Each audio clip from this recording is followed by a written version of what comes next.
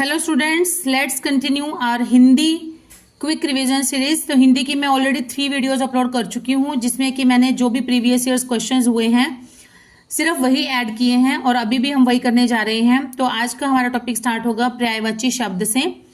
आप उन सब वीडियोज को भी देख सकते हैं। अगर आप एक बहुत शॉर्ट रिविजन करना चाहते हैं, क्विक रिविजन करना चाहते हैं, तो जो भी प्रीवियस ईयर क्वेश्चंस हुए हैं उन्हीं को ही मैंने ऐड किया है फिलहाल।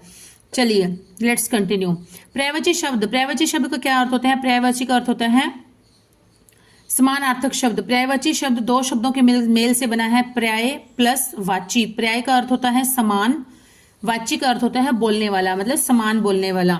इच्छा, इच्छा का पर्यायवाची शब्द क्या होता है? इच्छा का होता है अभिलाषा।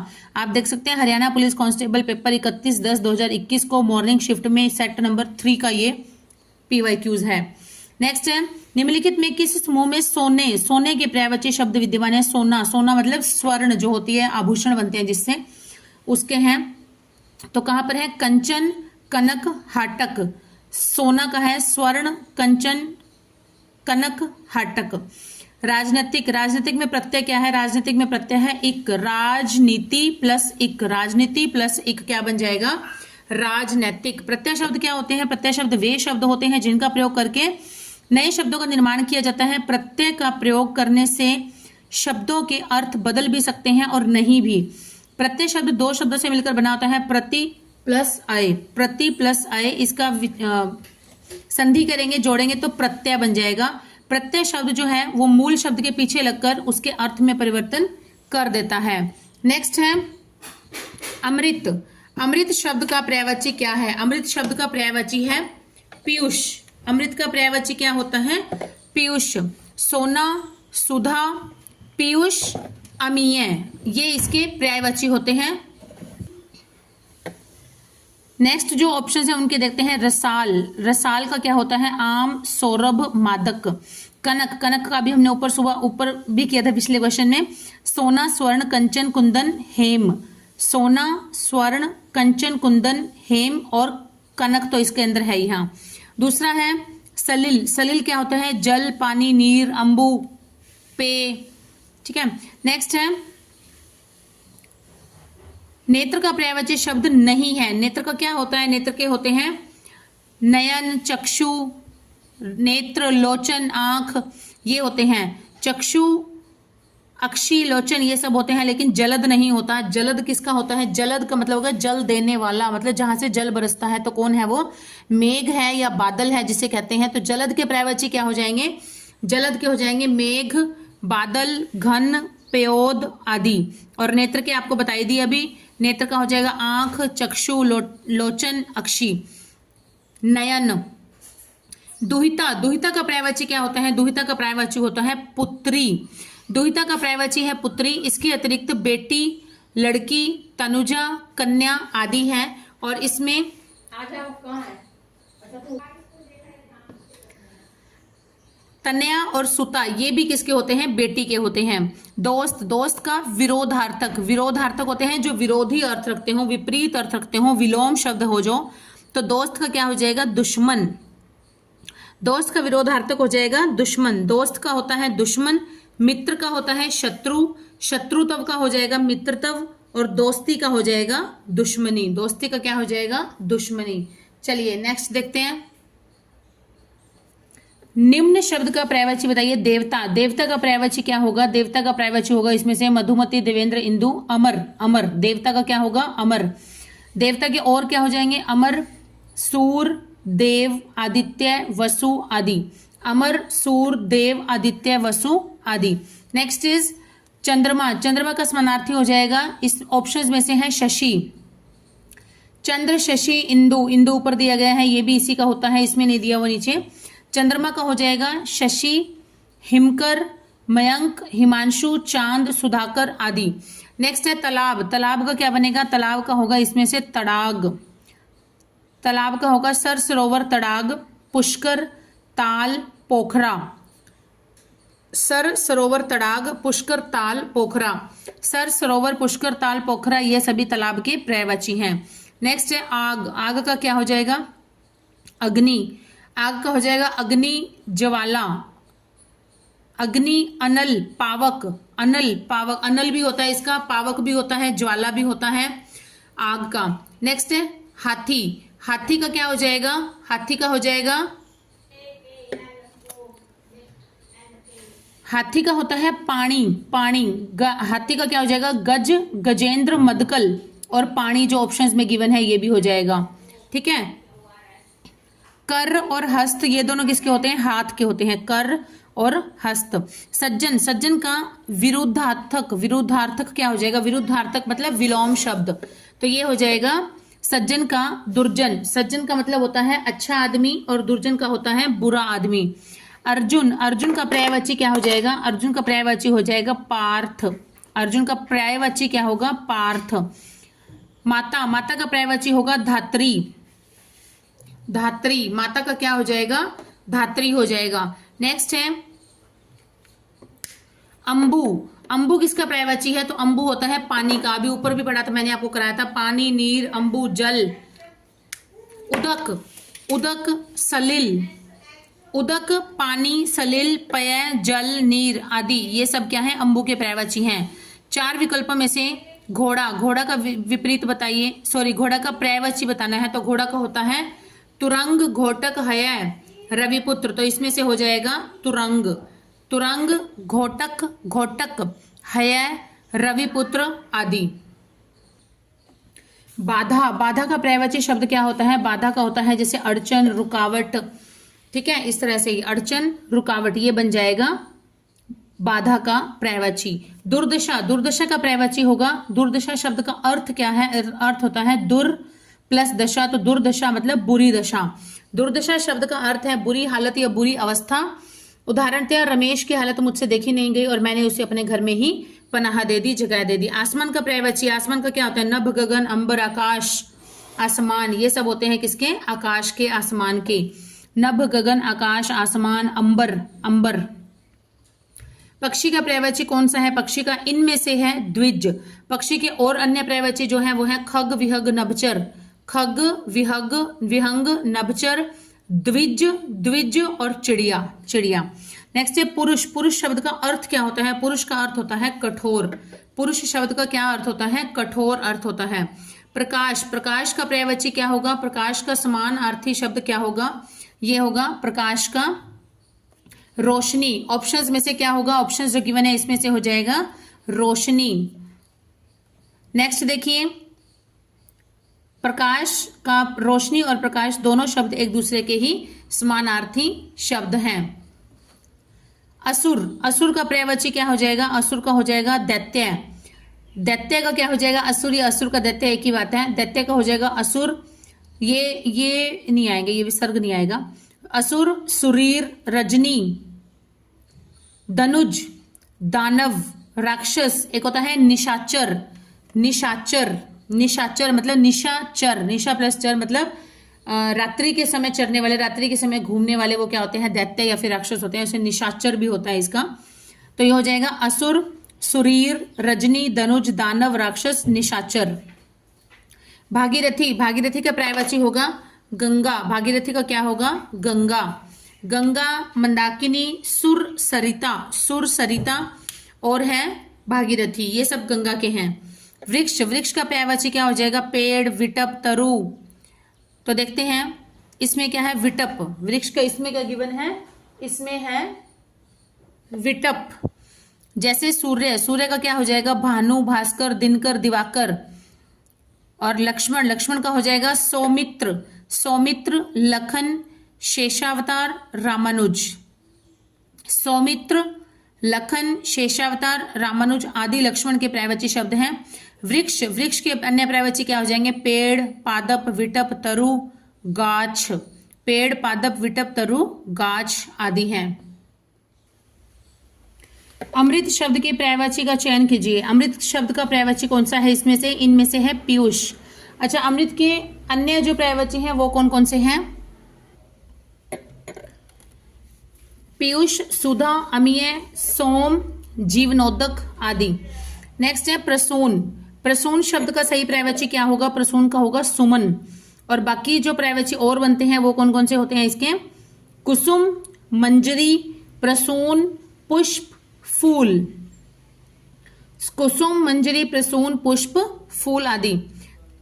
तरु, तरु का पर्यायवाची कौन सा है? तरु का पर्यायवाची है वृक्ष, द्रुम, विटप, पेड़, पादप आदि हैं, लेकिन इसमें से जो पग है ये वृक्ष का, तरु का पर्यायवाची नहीं है। पग जो है ये किसका होता है? ये पैर का पर्यायवाची होता है, पैर का। नेक्स्ट है प्रसून। प्रसून का सही पर्यायवाची शब्द कौन सा है? ये है सुमन। सुमन, कुसुम, फूल, मंजरी, प्रसून आदि। नेक्स्ट टॉपिक है विलोम शब्द। विलोम शब्द देखेंगे। विलोम शब्द का क्या अर्थ होता है? विलोम शब्द होते हैं जो विपरीत या फिर उल्टा, जिसे हम क्या कहते हैं? विपरीत या फिर उल्टा अर्थ कहते हैं जिसे। और विलोम शब्द का अर्थ होता है किसी शब्द के विपरीत या उल्टा अर्थ देने वाले शब्दों को कहते हैं विलोम शब्द, विरोधार्थक शब्द या विपरीतार्थक शब्द। आजकल विरुद्धार्थक शब्द भी यूज किया जाता है, आजकल इसमें एग्जाम में आ जाता है विरुद्धार्थक, तो सेम ही मीनिंग होता है। चलिए स्टार्ट करते हैं। फर्स्ट क्वेश्चन इज खल। खल का विलोम शब्द क्या होता है? खल, खल का विलोम शब्द होता है सज्जन। सज्जन होता है खल का विलोम शब्द। खरा, खरा का होता है खोटा, खरा का खोटा होता है। नेक्स्ट है आगत। आगत का विलोम शब्द क्या होता है? आगत का होता है गत। आगत का गत। क्रय का होता है विक्रय, अधिक का होता है कम। उल्टा अर्थ देने वाले शब्दों को क्या कहते हैं? विलोम शब्द कहते हैं। यथार्थ का विलोम शब्द क्या होगा? यथार्थ, वास्तविकता, सच्चाई, तो इसका विलोम क्या हो जाएगा? कल्पना। सुषुप्ति। सुषुप्ति शब्द का विलोम क्या होता है? सुषुप्ति का होता है जागृति। सुषुप्ति का होता है जागृति। सुषुप्ति का जागृति है। सुषुप्ति शब्द का विलोम शब्द है जागृति। सुषुप्ति का अर्थ क्या होता है? नींद में सोए हुए होने की अवस्था या फिर भाव, और जागृति होती है जागृत होने की अवस्था या फिर भाव। कठोर। कठोर का विलोम होता है कोमल। विलोम शब्द को विपरीतार्थक शब्द के नाम से भी जाना जाता है। कोमल का होता है कठोर, कठोर का होता है कोमल। तरल, तरल का होता है ठोस। कुटिल, कुटिल का होता है सरल, और सख्त का होता है नरम। जितने भी ऑप्शंस हैं सबके हो गए विलोम। नेक्स्ट है आहूत। आहूत का विलोम क्या होता है? अनाहूत। आहूत का अर्थ होता है बुलाया, और अनाहूत का अर्थ होता है बिन बुलाया।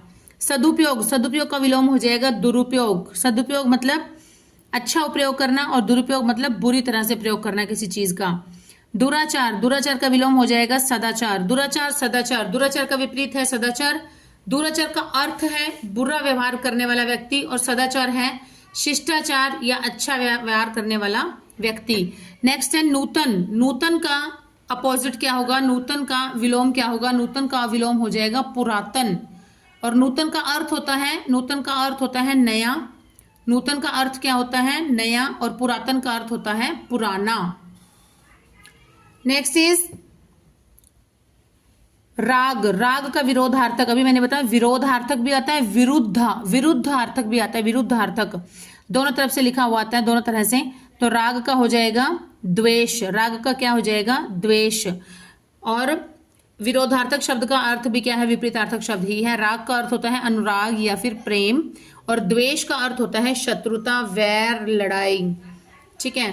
नेक्स्ट है हार का हो जाएगा जीत, और स्वाधीन का हो जाएगा पराधीन। स्वाधीन का हो जाएगा विरोधार्थक पराधीन।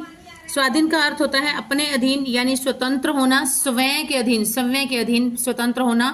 पराधीन, पराधीन का हो जाएगा जो दूसरों के वश में हो। पर आधीन, पर मतलब दूसरा, पराया। दोनों शब्द ही एक दूसरे के विपरीत हैं। निर्माण। निर्माण का हो जाएगा विनाश। निर्माण का अर्थ होता है बनाना किसी चीज को, और विनाश का अर्थ होता है ध्वंस करना।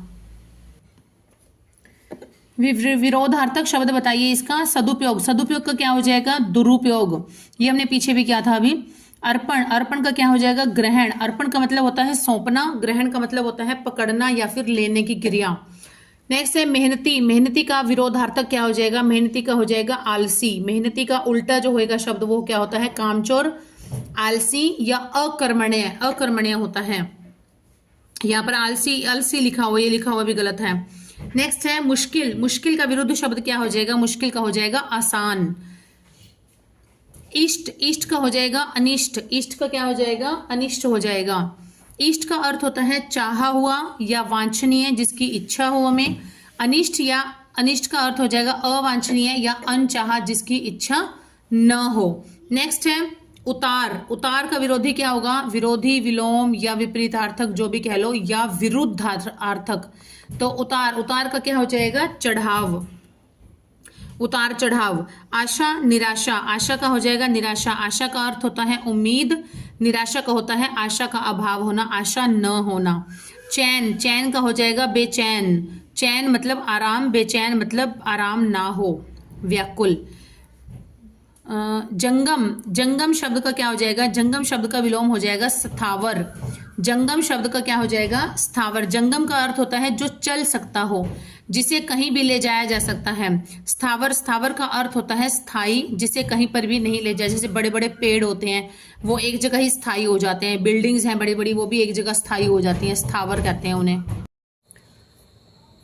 अभिमान का विपरीत अथवा विलोम शब्द क्या है? अभिमान। अभिमान का होगा निराभिमान। अभिमान का अर्थ होता है प्रतिष्ठा या गर्व। निराभिमान का अर्थ होता है गर्व रहित। अब इसमें एक शब्द सही है, सही उत्तर चुनना है अकाम। अकाम का क्या हो जाएगा? अपोजिट, सकाम। अकाम मतलब बिना काम के, सकाम मतलब काम सहित या काम युक्त। इसमें से है घोषित, घोषणा, घोषित, मतलब एक शब्द जो है वो सही लिखा हुआ है। कौन सा है इसमें से? ये है ए आंसर जो है ये सही है। घोषित, घोषित का अपोजिट हो जाएगा अघोषित। घोषित जिसकी घोषणा कर दी गई हो, अघोषित जिसकी घोषणा ना की गई हो। अंधकार, अंधकार का सही विलोम शब्द क्या होगा? अंधकार का हो जाएगा प्रकाश। अनाथ, अनाथ का सही विलोम शब्द क्या होगा? अनाथ का हो जाएगा सनाथ। अनाथ, सनाथ। अनाथ का अर्थ होता है जिसका कोई स्वामी न हो, और सनाथ जिसका स्वामी हो। हिंदी में प्रत्येक वर्ग के अंतिम वर्ण का उच्चारण स्थान क्या है? अंतिम वर्ण का प्रत्येक वर्ग के, जैसे क ख ग घ अण, च छ ज ज ञ, ट ठ ड ड ण, तो लास्ट वाला जो लेटर है उसकी क्या है? उसका है नासिका, नाक से बोला जाता है। प्रत्येक वर्ग के क वर्ग, च वर्ग, ट वर्ग, त वर्ग, प वर्ग, सभी के जो अंतिम वर्ण है उनका उच्चारण स्थान नासिका होता है। देखो दिया भी गया है अड़, न्य, न्य, न, म। हिंदी भाषा के शब्द भंडार का मूल स्रोत क्या है? तो इसका मूल स्रोत है संस्कृत। हिंदी भाषा की जननी जो है वो संस्कृत होती है। संस्कृत, संस्कृत से बनी पाली, पाली से बनी प्राकृत, प्राकृत से बनी अपभ्रंश, अपभ्रंश से बनी हिंदी भाषा। सुगम शब्द का विलोम शब्द क्या होगा? सुगम का होता है दुर्गम। सुगम जहां पर पहुंचने का रास्ता जो है वो सरल हो, और दुर्गम जहां पर पहुंचना कठिन हो। जैसे दुर्गम का विलोम शब्द क्या होता है? सुगम शब्द होता है। निंदा शब्द का विलोम क्या होता है? निंदा। निंदा शब्द का विलोम शब्द क्या होता है? निंदा का होता है स्तुति करना। निंदा मतलब किसी की बुराई करना, स्तुति मतलब किसी की प्रशंसा करना। ईष्ट, ईष्ट का विलोम शब्द क्या होता है? ईष्ट का होता है अनिष्ट। ईष्ट का क्या होता है? अनिष्ट विलोम शब्द। खोटा, खोटा का होता है खरा। खरा का अर्थ होता है सच्चा या अच्छा। खोटा का होता है घटिया। नेक्स्ट है टॉपिक तत्सम। तत्सम शब्द यहां से स्टार्ट होते हैं। नीचे दिए गए शब्दों में से तत्सम शब्द छाट रहे हैं। तत्सम शब्द है साथ, आठ, साथ, साठ, साध या सप्त। तत्सम शब्द वे होते हैं जो संस्कृत भाषा में होता है उसी के अनुसार ही होता है, इसमें से कोई भी बदलाव नहीं किया गया है। तद्भव होते हैं जैसे जिनको लिटिल बिट चेंज करके एक्सेप्ट किया गया है। तत्, तत् मतलब उसके, तत् मतलब उसके, सम मतलब समान, जो उसके ही समान है। उसके मतलब किसके? संस्कृत, क्योंकि संस्कृत इसका मूल आधार है हिंदी का। तो जो शब्द संस्कृत के ज्यों के त्यों ही हिंदी में एक्सेप्ट कर लिए गए हैं उन्हीं को हम कहते हैं तत्सम। तो इसमें ज्यादातर जो है मतलब देखो कोई भी रूल जो होता है वो 100% नहीं होता है, ये बात मैं हमेशा कहती हूँ, लेकिन इसको थोड़ा सा आप मतलब तुक्का लगाने वाले तरीके से आप समझ सकते हैं कि याद रख सकते हैं। सप्त, जैसे आधा प दिया होता है, आधा प, या फिर प में जैसे कोई वर्ड लिखा होता है उसके पैर में आधा र दिया होता है, र, आधा र लगा होता है। जैसे उष्ट्र, उष्ट्र, उ आधा श, ट के नीचे र लिया होता है, ऐसे नीचे ऐसे वाला, तो उसके साथ भी होता है।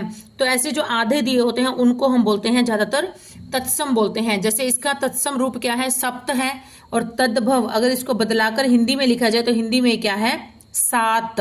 जैसे ये देखो दिया हुआ ही है ओ उष्ट्र, उष्ट्र, ट के नीचे र और आधा लेटर आ जाए बीच में, जैसे आधा श या आधा ष षटकोण वाला आ जाए, आधा प आ जाए तो ये होते हैं ज्यादातर तत्सम होते हैं। निद्रा, नींद, नींद, नींद क्या है? सात का तत्सम शब्द है सात, सप्त, ये ऊपर का ही आ गया। जैसे अग्नि, वायु आदि सभी तत्सम शब्द हैं जो संस्कृत भाषा के समान ही हिंदी में बोले जाते हैं, तत्सम कहलाते हैं। नींद, नींद का क्या हो जाएगा तत्सम शब्द? निद्रा। पैर में ऐसे वाला र लग जाता है, ऐसे वाला र, नींद का हो जाएगा निद्रा। नींद हो गया हिंदी का शब्द है, तद्भव है, और जो निद्रा है वो क्या है? तत्सम शब्द है। नींद तद्भव है और जिसका तत्सम शब्द क्या है? निद्रा। जो अधिक बोलता हो उसे क्या कहते हैं? उसे कहते हैं वाचाल। जो अधिक बोलता हो उसे वाचाल कहते हैं। जब अनेक शब्दों के स्थान पर केवल एक ही शब्द का प्रयोग किया जाए उसे वाक्यांश के लिए एक शब्द या अनेक शब्दों के लिए एक शब्द की संज्ञा दे दी जाती है, कहा जाता है। और जो ज्यादा बोलता हो उसे क्या कहते हैं? जो ज्यादा बोलता हो उसे कहते हैं वाचाल। जो सहन करने वाला हो, जैसे ये तीन ऑप्शन बाकी बच गए, इनको भी देख लेते हैं। सहिष्णु, सहिष्णु किसे कहते हैं? जो सहन करने वाला हो। जो सब जानता हो सर्वज्ञ, जो सब जानता हो सर्वज्ञ। जो कम जानता हो अल्पज्ञ, अल्प मतलब कम होता है, ज्ञ मतलब ज्ञान, जिसे कम ज्ञान हो या कम जानता हो उसे अल्पज्ञ कहते हैं। जिसे घूमने की आदत हो उसे घुमक्कड़ कहते हैं। जिसे भूलने की आदत हो उसे भुलक्कड़ कहते हैं। जैसे घूमने की आदत हो उसे घुमक्कड़, भूलने की आदत हो उसे भुलक्कड़ कहते हैं। और जिसे जो खेलना जानता हो, खेल कोई पर्टिकुलर खेल जानता हो बढ़िया, तो उसको कहते हैं खिलाड़ी। नभचर, नभ मतलब आकाश, चर मतलब घूमना, तो आकाश में घूमने वालों को क्या कहते हैं? नभचर। जैसे कि पक्षी, पक्षी का ये एक पर्यायवाची है नभचर। खग, विहग, नभचर और द्विज, ठीक है, ये जो होते हैं ये पक्षी के पर्यायवाची होते हैं। नेक्स्ट है किसी वस्तु की छोटी से छोटी खराबी ढूंढने वाला। खराबी ढूंढने वाला उसे कहते हैं छिद्रान्वेषी। छोटी से छोटी, यहां से आप समझ सकते हैं छोटी से छोटी मतलब छिद्र, छिद्र मतलब छिद्र जितनी, छेद जितनी, छोटी से छोटी भी जो खराबी ढूंढ देता है उसे कहते हैं छिद्रान्वेषी। और बाकी जो तीन ऑप्शन है इनका देखते हैं हम।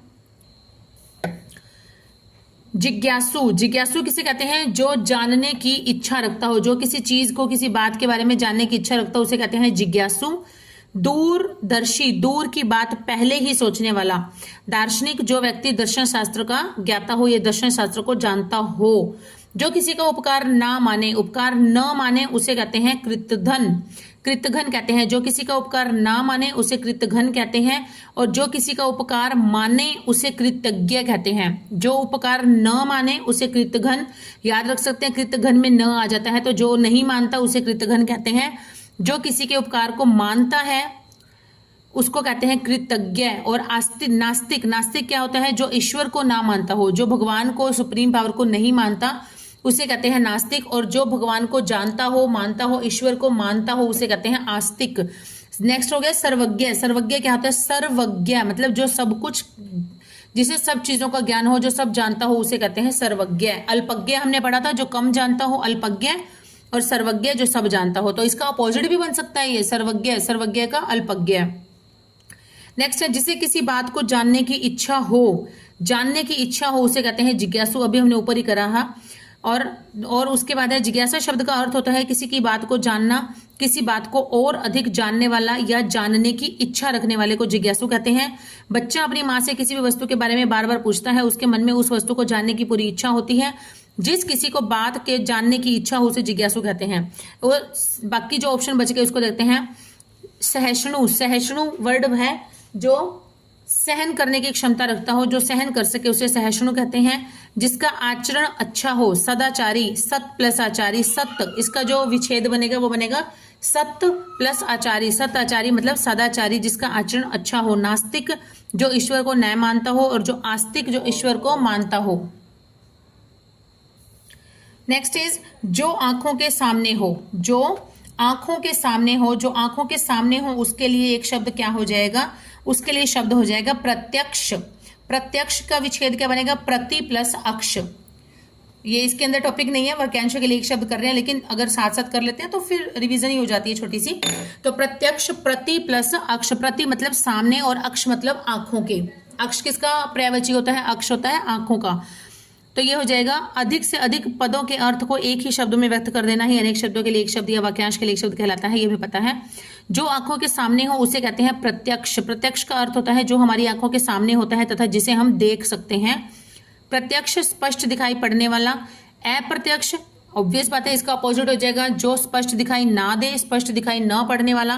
परोक्ष जो इंद्रियों से परे हो या जिसका ज्ञान इंद्रियों से ना हो सके। इंद्रियों मतलब जिसको हम अपनी आंखों से, जिसका ज्ञान नहीं कर सकते हैं अपनी इंद्रियों से, उसके कहते हैं परोक्ष। नेक्स्ट है जो अच्छा बोलता हो या जो सुंदर बोलता हो, उसे कहते हैं वाग्मी। अनेक पदों के लिए एक पद बार बार दिया गया है इसका, तो इसका आंसर हो जाएगा बी, वाग्मी। क्या होता है जो अच्छा बोलता है उसे कहते हैं वाग्मी। तुरंत कविता बनाने में समर्थ, आशु कवि, मतलब जिसको कि कोई जैसे कोई किसी ने कोई शब्द बोला या किसी ने कुछ सुनाया या कोई गाना सुना या कोई भी शब्द ऐसे ध्यान में आया, उस शब्द के ऊपर ही वो कोई ना कोई 2-4 लाइनें बना देते हैं, तुरंत बना देते हैं, at the moment, at the point, तो उसे कहते हैं आशु कवि। आशु कवि कहते हैं। और भाषण देने वाला कौन होता है? आशु वक्ता होता है, भाषण देने वाला आशु वक्ता। पाक्षिक, पाक्षिक के लिए कौन सा वाक्यांश ठीक है? पाक्षिक का अर्थ होता है 15 दिन में एक बार होने वाला, 15 दिन में एक बार होने वाला। बाकी हम देख लेते हैं। दिन में एक बार होने वाला इसे कहते हैं दैनिक। सप्ताह में एक बार होने वाला इसे कहते हैं साप्ताहिक। एक बार साप्ताहिक की स्पेलिंग देख लीजिए, साप्ताहिक, साप्ताहिक, क्योंकि जब शुद्ध शुद्ध पूछा जाता है तब उसमें साप्ताहिक शब्द जरूर आ जाता है। साप्ताहिक, स को आ की मात्रा आधा प, त को आ की मात्रा ह, को छोटी की मात्रा क, साप्ताहिक। मास में एक बार होने वाला मासिक, वर्ष में एक बार होने वाला वार्षिक। नेक्स्ट है जो युद्ध में स्थिर रहता है उसे कहते हैं युधिष्ठिर। जो युद्ध में स्थिर रहता है युधिष्ठिर। कुल में जो श्रेष्ठ है उसे कहते हैं कुल श्रेष्ठ। एक जगह जो स्थायी रहता है, स्थिर हो, उसे कहते हैं स्थायी।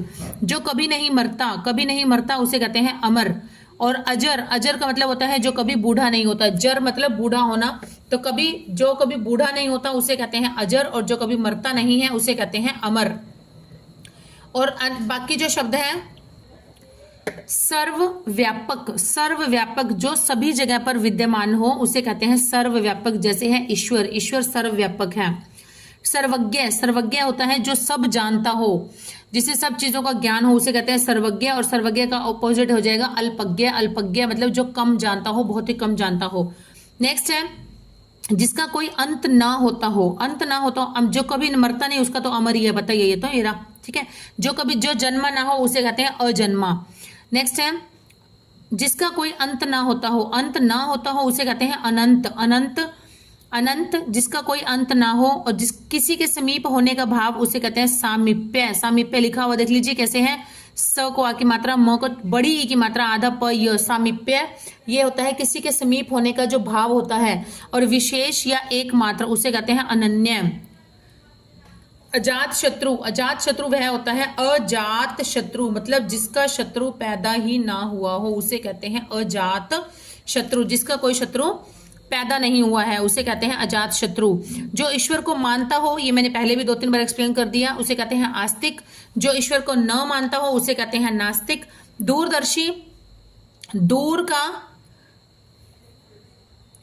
दूर की बात को पहले से ही जो सोच लेता है उसे कहते हैं दूरदर्शी। और सर्वशक्तिमान, सर्वशक्तिमान जिसमें सबसे अधिक शक्तियां विद्यमान होती हैं उसे कहते हैं सर्वशक्तिमान।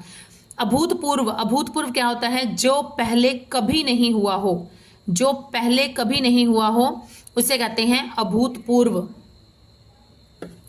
विपरीतार्थक ये हमने किए थे लेकिन फिर से आ गए हैं ये जैसे आप देख रहे हैं ना फ्रेंड्स, ये सारे के सारे जो भी हैं क्वेश्चन, ये सारे PYQs हैं। मंडी सुपरवाइजर 2016 में आया है, ये भी 2016 में आया है, ये भी 2016 में आया है। सारे क्वेश्चन ही ऐसे हैं जो ऐसे आए हुए पुराने पिछले PYQs हैं ये। चलिए आसक्ति, आसक्ति का क्या हो जाएगा? आसक्ति का हो जाएगा अनासक्ति। आसक्ति का हो जाएगा अनासक्ति, अनासक्ति है ऑप्शन डी, यहाँ पर ए दिया हुआ गलत है ये। विराग, विराग का हो जाएगा अनुराग। संन्यास, संन्यास का हो जाएगा ग्रस्त। उत्तरार्ध, उत्तरार्ध का क्या हो जाएगा? उत्तरार्ध का हो जाएगा पूर्वार्ध। उत्तरार्ध का क्या हो जाएगा? पूर्वार्ध। नवीन, नवीन का हो जाएगा प्राचीन। नवीन का क्या हो जाएगा? प्राचीन हो जाएगा। उत्तरार्ध का हो जाएगा पूर्वार्ध। अंत का हो जाएगा आदि। अंत का क्या हो जाएगा? आदि। नेक्स्ट है देवदत्त। देवदत्त की दृढ़ प्रतिज्ञा ने उन्हें भीष्म बना दिया। तो भीष्म, भीष्म बना दिया, ठीक है, भीष्म बना दिया। देवदत्त की दृढ़ प्रतिज्ञा ने उन्हें अटल बना दिया। भीष्म का बताया है हमें क्या होएगा? भीष्म का हो जाएगा अटल। जो कभी नहीं टले उसे कहते हैं अटल। चलिए नेक्स्ट है लोकोक्ति और मुहावरे। लोकोक्ति और मुहावरे अब स्टार्ट हो गए हैं यहाँ से, तो यहाँ पर देखते हैं जो जो PYQs में आए हैं सिर्फ वही हम लोग रिवाइज कर रहे हैं। लोकोक्ति शब्द का अर्थ होता है कहावत, अर्थात लोकोक्ति शब्द दो शब्दों से मिलकर बना है, लोक प्लस उक्ति। उक्ति मतलब कथन। लोक का अर्थ है लोग तथा उक्ति का अर्थ है कथन, अर्थात जिसका अर्थ है लोगों में प्रचलित कथन जो होता है उसे कहते हैं लोकोक्ति। मुहावरा वह होता है जो वाक्य की सुंदरता को बढ़ाता है। मुहावरा शब्द शैली को सरल, सहज व प्रभावशाली बनाता है। मुहावरा विलक्षण अर्थ को प्रकट करते हैं। चलिए हम देखते हैं ठोकरे खाना। ठोकरे खाना मुहावरे का क्या अर्थ है? ठोकरे खाना मुहावरे का अर्थ होता है दुख उठाना, दुख भोगना। तूती बोलना। तूती बोलना का मतलब क्या होता है? इसकी तो तूती बोल रही है आजकल। तूती बोलना मतलब उसका यश फैलाना, मतलब उसका किसी का जब बहुत ज्यादा मतलब प्रशंसा होने लग जाती है उसको बोलते हैं तूती बोलना, यश फैलाना, फैलना। हवा लगना। हवा लगना कहते हैं, हवा लगना का क्या हो जाएगा? असर आना। जैसे कोई व्यक्ति है पहले गांव में रहता था फिर शहर में रहने लग जाता है तो लोग कहते हैं ना कि देखो इसको शहर की हवा लग गई है, मतलब शहर में रहने का असर आने लग गया है, तो इसे कहते हैं हवा लगना। नेक्स्ट है नाक का बाल। नाक का बाल क्या होता है? बहुत ही प्रिय होना। नाक का बाल होना बहुत ही प्रिय होना। आंखों का तारा होना बहुत ही प्रिय होना। ये भी पाला पड़ना। पाला पड़ना मुहावरे का क्या अर्थ है? पाला पड़ना का अर्थ होता है वास्ता पड़ना, मतलब किसी से सामना करने का मौका मिलना। खोदा पहाड़ निकली चूहिया। लोकोक्ति का अर्थ क्या होता है कि बहुत अधिक परिश्रम करना किसी चीज को पाने के लिए, लेकिन बाद में पता चलना कि बहुत ही कम फल मिला है, तो परिश्रम को देखते हुए बहुत ही कम फल मिलना। राहुल ने परीक्षा में बहुत अधिक मेहनत की फिर भी वह फेल हो गया, तो ये तो यही बात हो गई कि खोदा पहाड़ निकला चूहिया। नेक्स्ट है ईंट से ईंट बजाना। ईंट से ईंट बजाना का मतलब क्या होता है? नष्ट कर देना। भारतीय सेना ने हार नहीं मानी और अंग्रेजों की ईंट से ईंट बजा दी। नेक्स्ट है काठ की हांडी बार बार नहीं छड़ती। काठ की हांडी क्या होता है? काठ की हांडी का मतलब होता है कि काठ मतलब लकड़ी, लकड़ी का जो बर्तन है उसको बार बार हम चूल्हे पे नहीं रख सकते। इसका जो एक्चुअल मीनिंग है वो ये हो गया, लेकिन ये लोकोक्ति है तो लोकोक्ति का मतलब क्या हो जाएगा? इसी से ही मिलता जुलता होगा कि जो धोखा देते हैं, ठीक है, जो धोखा देने वाले लोग हैं उनकी जो तरकीब वो अपनाते हैं, जो मतलब जो षड्यंत्र वो चलते हैं वो हर बार उनका सफल नहीं हो पाता है। धोखा देने की सब तरकीबें जो है वो हर बार सफल नहीं होती हैं। काठ की हांडी बार बार दूसरी बार नहीं चढ़ती या बार बार नहीं चढ़ती। धोखा देने की ये एक ही तरकीब सेम ही तरकीब जो है उसको बार बार अगर यूज करते रहते हैं तो वो सफल नहीं होती। कपट का जो व्यवहार होता है वो हमेशा नहीं चढ़ता। राहुल तुम सुधर जाओ वरना पछताओगे। ऐसे कपट करना छोड़ दो वरना काठ की हांडी जो है वो दूसरी बार नहीं चढ़ती। खिसियानी बिल्ली खंबा नीचे। इसका मतलब है किसी काम में सफल ना होने पर अपना क्रोध किसी अन्य पर अकारण ही प्रकट करना। कि खिसियानी बिल्ली खंबा नोचे किसी काम के नहीं होने पर अपना क्रोध अन्य किसी पर अकारण ही प्रकट करना। कि पहले तो कोई काम खुद से ना होना और फिर जब उस काम में सफल ना हो पाना तो उसका दोष दूसरों को दे देना, ये होता है। चलिए तो नेक्स्ट है निम्न विकल्पों में से विषम को चुनिए। विषम क्या है? मुंबई, चेन्नई, नई दिल्ली, कोलकाता। अब इसमें से क्या है? मुंबई, चेन्नई। अब इसको ये तो हमें खुद ही आइडिया लगाना पड़ेगा कि किस पर्पज से ये पूछा गया है ना। मुंबई, चेन्नई, नई दिल्ली, कोलकाता। तो ये क्या है? मुंबई जो क्या है ये कौन सी दिशा में है? ये भी ईस्ट में है, साउथ में है, दक्षिण दिशा में है। चेन्नई भी दक्षिण में है, कोलकाता भी दक्षिण में है, लेकिन जो नई दिल्ली है ये क्या है? उत्तर दिशा में है भारत में, इसलिए जो नई दिल्ली है वो सबसे अलग हो जाएगी। अब इस तरह से भी देख सकते हैं कि नई दिल्ली जो है वो भारत की राजधानी है। अब ये तो ऑब्वियस बात है कि एक ही राजधानी बनेगी ना, बाकी जो है ये भारत की, ये देश की राजधानी है, ये जो है देश की राजधानियों में नहीं आते हैं, इसलिए भी अलग हो सकता है। घोड़े बेचकर सोना मुहावरे का अर्थ क्या होता है? घोड़े बेचकर सोना मुहावरे का अर्थ होता है कि निश्चिंत होकर सोना। निश्चिंत होकर सोना मतलब बिना बेफिक्र के सोना, उसको कहते हैं बेफिक्र होकर सोना। रात को देर से सोने के कारण राम अभी तक भी घोड़े बेचकर सो रहा है। छाती से लगाकर रखना। छाती से लगाकर रखने का मतलब क्या होता है? किसी भी वस्तु से बहुत अधिक प्रेम करना, बहुत अधिक लगाव करना। छाती से लगाकर रखना, किसी वस्तु से बहुत अधिक लगाव करना। उदाहरण, संदीप ने जब से बिल्ली को पाला है तब से उसे छाती से लगाकर रखता है। आंखें दिखाना। आंखें दिखाने का मतलब होता है घूरना। या धमकाना, किसी को धमकाना या फिर घूरना या फिर क्रोध प्रकट करना, ये होता है आंखें दिखाने का अर्थ। जब मैंने मोहन से अपनी पुस्तक मांगी तो वह मुझे आंखें दिखाने लगा। तारे गिनना, तारे गिनना मुहावरे का क्या अर्थ है? तारे गिनना मुहावरे का अर्थ है कि नींद न आना। तारे गिनना मुहावरे का अर्थ है नींद न आना। मोहन को घर से दूर पढ़ने के लिए भेजने के बाद मोहन की चिंता में उसकी माँ रात भर तारे गिनती रहती है। दांतों तले उंगली दबाना, दांतों तले उंगली दबाना का मतलब क्या होता है? आश्चर्यचकित होना, हैरान होना। नेक्स्ट है राई का पहाड़ बनाना। राई का पहाड़ बनाना, इसका मतलब क्या है कि बहुत अधिक बढ़ा चढ़ाकर बोलना। राई होती है छोटा सा दाना, सरसों का दाना आपने देखा हो तो, उसका पहाड़ बनाना मतलब किसी छोटी सी बात को बहुत अधिक बढ़ा चढ़ाकर कहना। और हवा से बातें करना, हवा से बातें करना का मतलब क्या होता है? तेज दौड़ना, बहुत अधिक तेज दौड़ना। नेक्स्ट है ढिंडोरा पीटना। ढिंडोरा पीटना का अर्थ होता है प्रचार करना, मतलब कोई भी बात सभी को फैला देना, सब लोगों को बता देना, ऐलान कर देना, बढ़ा चढ़ाकर विस्तार कर देना किसी बात का, ढिंडोरा पीट देना, इसे कहते हैं। हथियार डालना, हथियार डालना का अर्थ होता है हार जाना। हथियार डालना मुहावरे का अर्थ है हारना या फिर हार मान लेना, हार मान लेना, खुद ही अपनी हार स्वीकार कर लेना, उसे कहते हैं हथियार डाल देना। नेक्स्ट है घाट घाट का पानी पीना। घाट घाट का पानी पीना, इसका मतलब क्या है? इसका मतलब होता है बहुत अधिक अनुभवी होना, कि बहुत अधिक अनुभवी होना। नेक्स्ट है किस मुहावरे का अर्थ होता है बिगड़ना, बिगाड़ना। जैसे अब ऑप्शंस दिए गए हैं, मुहावरा हम चूज करेंगे जिसका अर्थ ये होता है, तो ये कौन सा है देखते हैं। मारा मारा फिरना, लाल पीला होना, रोड़ा अटकाना, लुटिया डुबाना। लुटिया डुबाना, लुटिया डुबाना का अर्थ होता है कार्य को बिगाड़ देना। लुटिया डुबाना मुहावरे का अर्थ होता है कार्य को बिगाड़ना। राहुल ने नया कारोबार शुरू ही किया था परंतु उसकी लुटिया डूब गई। नेक्स्ट है मारा मारा फिरना। ये जो बाकी मुहावरे दिए गए इनका अर्थ देखते हैं। मारा मारा फिरना, इसका मतलब है ठोकरे खाते फिरना। मारा मारा फिरना मतलब ठोकरे खाते फिरना। लाल पीला होना, बहुत अधिक गुस्से होना, क्रोधित होना। नेक्स्ट है रोड़ा अटकाना। रोड़ा अटकाना का मतलब होता है किसी काम में बाधा डालना, किसी के काम में रुकावट डाल देना, उसे कहते हैं रोड़ा अटकाना। नेक्स्ट है दुश्मन। दुश्मन अकल का दुश्मन, सॉरी अकल का दुश्मन मुहावरे का उचित अर्थ बताना है। अकल का दुश्मन का मतलब होता है मूर्ख होना, मूर्ख होना अकल का दुश्मन। अकल का दुश्मन मूर्ख होना, बेवकूफी के काम करने वाला। नेक्स्ट है बहुत ही मूर्ख होना। ये किस मुहावरे का अर्थ होता है? बहुत ही मूर्ख होना, इसका मतलब होता है मिट्टी का माधो। मिट्टी का माधो, इसका अर्थ होता है बहुत ही मूर्ख होना। बात का धनी। बात का धनी का मतलब होता है वादे का पक्का होना। बात का धनी मतलब वादे का पक्का होना, कि अपनी बात पर अडिग रहता है। अकल घास चरने जाना, समय पर बुद्धि का काम न करना। चाहे कोई कितना ही बुद्धिमान हो, लेकिन अगर उसने सही डंके पर चोट नहीं मारी, मतलब जहां पर उसकी किसी बुद्धि की जरूरत थी, कोई जवाब देने की जरूरत थी, वहां पर उसने अपने बुद्धि का यूज नहीं किया, उसे कहते हैं अकल घास चरने जाना। बगुला भगत। बगुला भगत होता है ढोंगी व्यक्ति। बगुला भगत होता है ढोंगी व्यक्ति।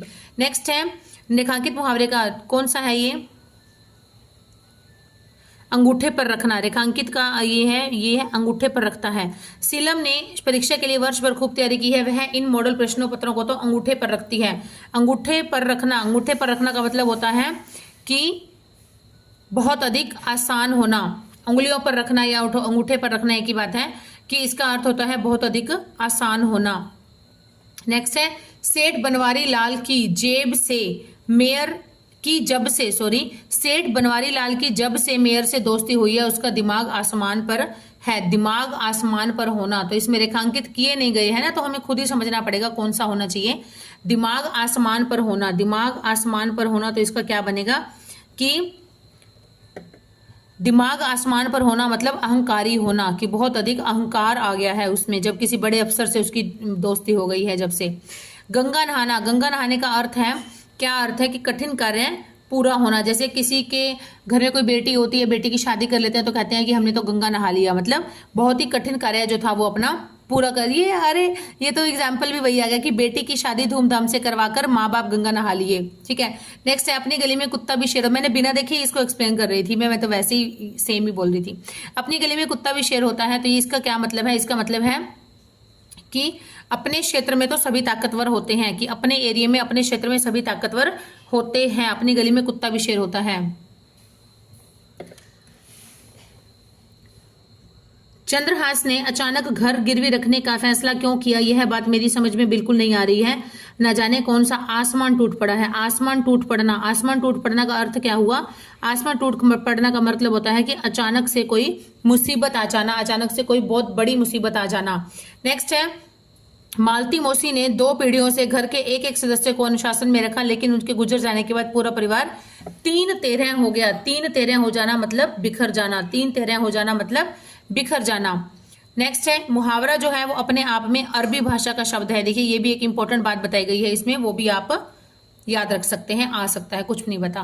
नेक्स्ट है चिकना घड़ा। चिकना घड़ा, चिकना घड़ा का क्या अर्थ होता है कि बहुत ही बेशरम होना। चिकना घड़ा, चिकना घड़ा का मतलब होता है बहुत ही बेशरम होना, उसे कहते हैं चिकना घड़ा।